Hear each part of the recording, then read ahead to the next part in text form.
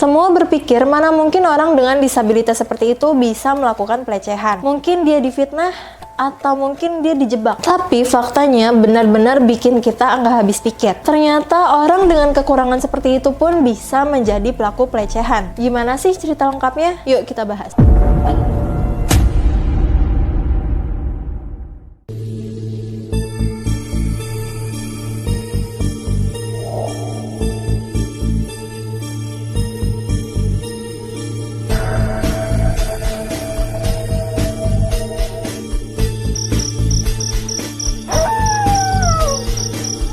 Hai Sourcers, selamat datang di channel Klik Source. Dan sekarang kita berada di segmen LMD Lorong Misteri Dunia. Segmen di mana kita akan membahas dunia-dunia yang penuh misteri yang bisa bikin bulu kuduk kita merinding. Di episode kali ini kita akan membahas kasus pelecehan oleh Iwayan Agus Suartama atau lebih dikenal Agus Buntung. Dilansir dari Viva News dan Tribun News, Agus Buntung adalah seorang penyandang disabilitas tanpa kedua tangan. Meskipun demikian, ia memiliki kemampuan luar biasa dalam menjalani aktivitas sehari-hari. Agus mampu mengendarai sepeda motor roda 3 tanpa tangan, menunjukkan adaptasi yang signifikan terhadap keterbatasan fisiknya. Selain itu, ia dapat makan tanpa bantuan tangan, menggunakan teknik khusus untuk memenuhi kebutuhan dasarnya. Dalam bidang pendidikan, Agus pernah terdaftar sebagai mahasiswa di sebuah perguruan tinggi. Namun, menurut laporan, ia sering membuat masalah di kampus, memiliki indeks prestasi kumulatif atau IPK yang rendah, dan sering absen dari perkuliahan. Akibatnya, ia dikeluarkan atau drop out dari institusi tersebut. Informasi mengenai kemampuannya dalam bermain gamelan tidak ditemukan dalam sumber yang tersedia. Namun, kemampuan Agus dalam beradaptasi dengan keterbatasan fisiknya menunjukkan bahwa ia memiliki keterampilan dan determinasi yang kuat dalam menjalani kehidupannya. Kasus pelecehan seksual yang dilakukan oleh penyandang disabilitas bernama Agus ini begitu menyita perhatian publik. Pasalnya, banyak orang yang tidak percaya bahwa seorang tunadaksa bisa melakukan pelecehan. Apalagi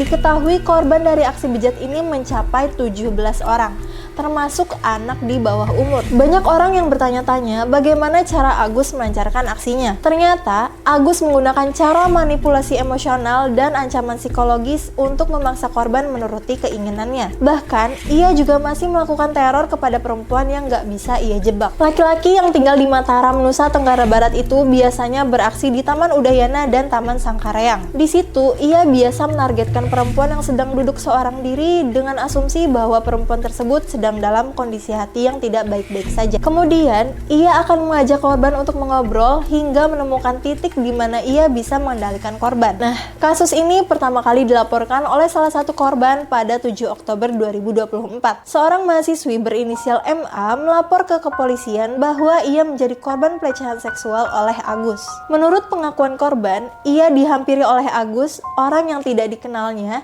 di Taman Udayana. Agus kemudian mengajaknya untuk berbicara. Agus mulai berbicara dengan kata-kata manipulatifnya, hingga bisa mengorek informasi dari korban. Agus juga kemudian menggiring korban ke suatu tempat dan mengarahkan perhatiannya kepada sepasang kekasih yang sedang melakukan tindak asusila. Hal itu ternyata memicu trauma lama dalam diri korban hingga ia menangis. Disitulah Agus memanfaatkan momen emosional ini. Agus mengancam akan mengungkap masa lalu korban kepada orang tuanya yang membuat korban semakin terpojok. Di bawah ancaman tersebut, Agus membawa korban ke homestay dengan dalih korban harus melakukan ritual mandi suci untuk membersihkan jiwanya. Agus juga mengaku kalau ia bisa melakukan ritual pembersihan jiwa. Awalnya, korban sempat menolak, tetapi kalah karena Agus terus mengancamnya. Di samping itu, Agus juga meyakinkan korban dengan mengatakan bahwa dia nggak akan menyakiti korban. Toh, dia aja nggak punya lengan. Sesampainya di homestay, Agus membayar sebesar Rp50.000 dan masuk ke dalam kamar bersama korban. Di sana, Agus melakukan sebuah ritual dan membaca mantra-mantra, hingga memaksa korban melepas pakaian dan mendorong korban dengan badannya. Dengan kondisi emosional yang tidak stabil, ditambah Agus masih terus melakukan pengancaman, korban akhirnya mau tidak mau mengikuti keinginan Agus. Di tengah perjalanan pulang, korban memutuskan untuk menghubungi temannya dan meminta bantuan. Teman-teman korban pun menemui Agus dan mendesaknya terkait tindakan yang dilakukannya itu. Mereka juga sempat ingin meluapkan kemarahan secara fisik, namun diurungkan dan memilih membantu korban untuk melaporkan kasus ini ke pihak kepolisian. Setelah dilaporkan, rupanya Agus malah menyangkal dan membuat klarifikasi di media sosial bahwa ia difitnah. Mana mungkin dengan kondisinya yang seperti itu ia bisa melakukan tindak pelecehan. Ibunya juga membela Agus dan mengatakan kalau anaknya nggak mungkin melakukan hal tersebut. Untuk aktivitas sehari-hari saja, anaknya itu masih harus dibantu. Tapi, klarifikasi itu kembali terbantahkan setelah korban-korban Agus lainnya ikut melapor. Korban lainnya mengaku pernah dihampiri oleh Agus di Taman Udayana dan Taman Sangkareang. Modusnya pun sama, dimulai dengan mengajak ngobrol dan menggunakan kata-kata manipulatif. Agus juga sering membicarakan kekurangan dan merendahkan dirinya agar para korban merasa iba dan simpati dengan kondisinya. Dari situ, Agus akan meminta korban untuk melakukan hal yang tidak senonoh. Beberapa korban diajak ke homestay, tetapi ada pula yang berhasil kabur. Ada juga yang dibuntuti sampai kosan dan dipaksa Agus untuk membantunya masturbasi. Dari pengakuan para korban, diketahui kalau Agus ini tidak selemah kelihatannya. Tenaganya kuat. Bahkan menurut salah satu korban, Agus pernah mendobrak pintu kamar mandi homestay hingga rusak. Agus pernah mendobrak pintu kamar mandi homestay hingga rusak ketika korban mencoba bersembunyi di kamar mandi. Untuk membuktikan kelakuan bejat Agus, terungkap pula rekaman video dan suara saat Agus melancarkan aksinya.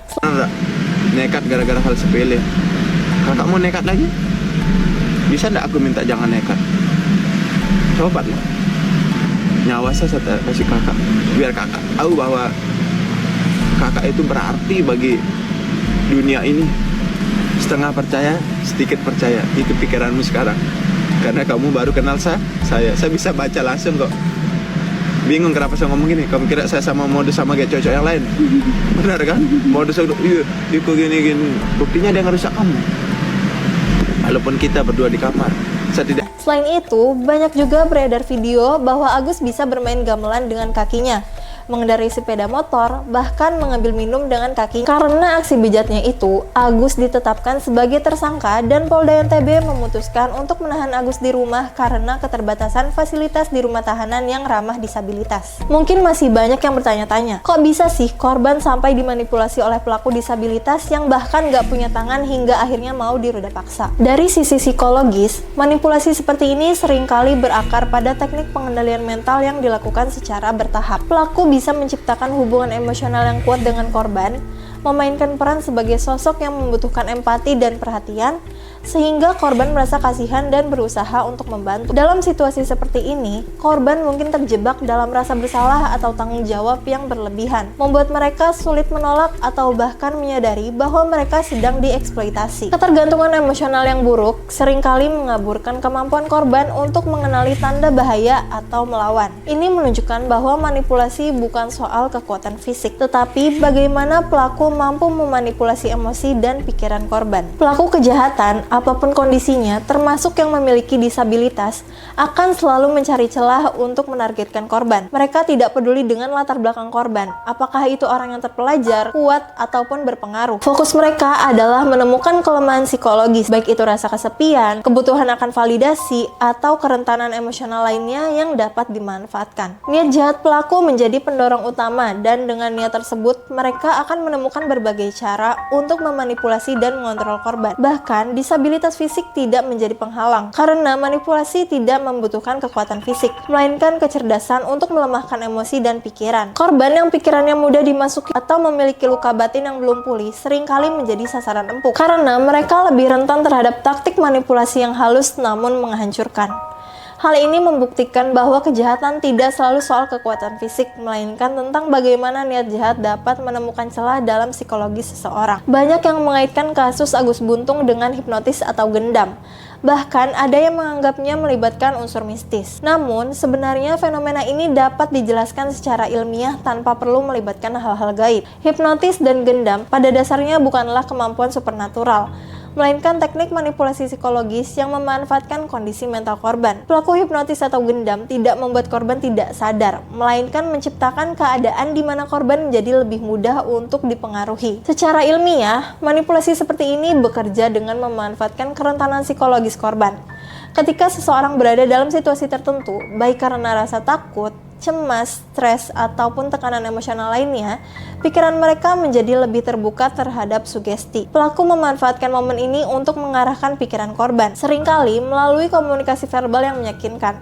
pandangan yang intens, atau bahkan gestur yang dirancang untuk menciptakan rasa percaya. Korban yang pikirannya telah dibuat lebih rentan, kemudian menuruti perintah pelaku tanpa sepenuhnya menyadari apa yang sedang terjadi. Dalam konteks ini, manipulasi psikologis adalah inti dari kejahatan tersebut. Pelaku tidak membutuhkan kekuatan fisik, melainkan kemampuan untuk membaca dan memanfaatkan psikologi korban. Hal ini menjelaskan mengapa kasus seperti ini dapat terjadi, bahkan jika pelaku memiliki keterbatasan fisik seperti disabilitas. Dengan memahami dasar ilmiah di balik manipulasi ini, kita dapat melihat bahwa hipnotis atau gendam bukanlah sesuatu yang mistis, melainkan strategi manipulasi yang menggunakan kelemahan psikologis korban sebagai senjatanya. Walaupun banyak yang mungkin menganggap korban dalam kasus seperti ini sebagai sosok yang bodoh atau memiliki SDM rendah sehingga mudah untuk dimanipulasi oleh pelaku, kita harus berhati-hati dalam menilai. Tidak sepantasnya kita terus-menerus menyalahkan korban, karena fokus utama tetap harus ditujukan kepada pelaku kejahatan. Pelaku kejahatan, terutama yang memahami ilmu psikologi dan karakter manusia, memiliki kemampuan untuk memanfaatkan pengetahuan tersebut, baik untuk tujuan yang baik maupun yang jahat. Dalam kasus ini, pelaku jelas menggunakan pemahaman psikologisnya untuk memanipulasi dengan niat buruk. Sebagai contoh, jika kita bekerja mencari uang, menjual produk, atau mencari pelanggan, kita pun menggunakan pendekatan psikologi. Kita berusaha memahami kebutuhan orang lain, membangun hubungan, dan menciptakan rasa percaya untuk mencapai tujuan yang baik. Ini menunjukkan bahwa pada dasarnya ilmu pendekatan psikologi adalah alat yang netral. Bagaimana alat ini digunakan, apakah untuk kebaikan atau kejahatan, sepenuhnya tergantung pada niat individu. Karena itu, penting untuk bijak dalam menyikapi kasus ini. Jangan menyalahkan korban terus-menerus, karena pada dasarnya kita semua pasti pernah menjadi korban manipulasi dalam bentuk tertentu, meski skalanya berbeda-beda. Sebaliknya, tanggung jawab kita adalah melindungi dan membimbing orang-orang dengan SDM rendah yang mungkin lebih rentan terhadap manipulasi, agar mereka dapat memahami situasi yang berisiko dan menghindarinya di masa depan. Dengan begitu, kita dapat berkontribusi untuk meminimalkan terjadinya kejahatan seperti ini. Oke Sourcers, itulah bahasan LMD Lorong Misteri Dunia episode kasus pelecehan oleh Agus Buntung. Kira-kira gimana nih pendapat kalian soal kasus ini? Tapi harus diingat ya, kalau kita harus selalu berpihak pada korban. Jangan lupa untuk like video ini dan subscribe channel Klik Source ya. Kalian juga bisa follow sosial media kita untuk dapetin konten fresh setiap harinya.